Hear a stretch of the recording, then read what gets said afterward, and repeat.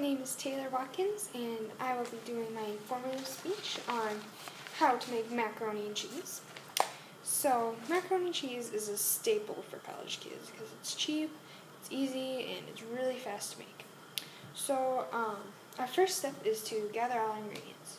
So, first we start out with our box macaroni and cheese, which includes our little cheese packet. And we also need 3 tablespoons of butter and 3 tablespoons of milk. Now, first thing is we gotta boil our water and add our noodles, which I have already done here. Get those cooking. And then, after we cook them for 6 minutes, we bring them over to the sink and drain them. Do that right now. All the water out.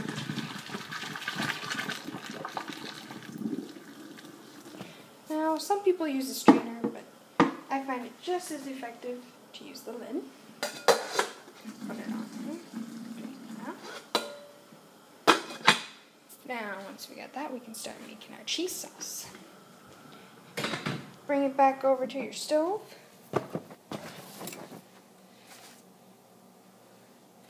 Now, I suggest adding your liquid first. So we add in our milk to our noodles. And then our butter.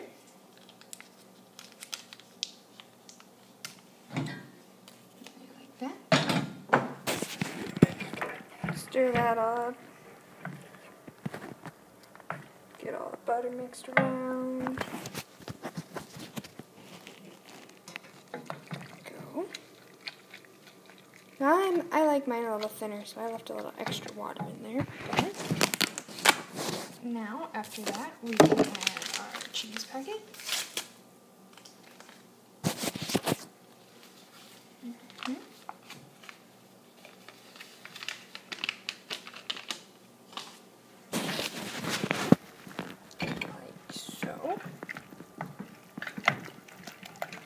Mix it all together.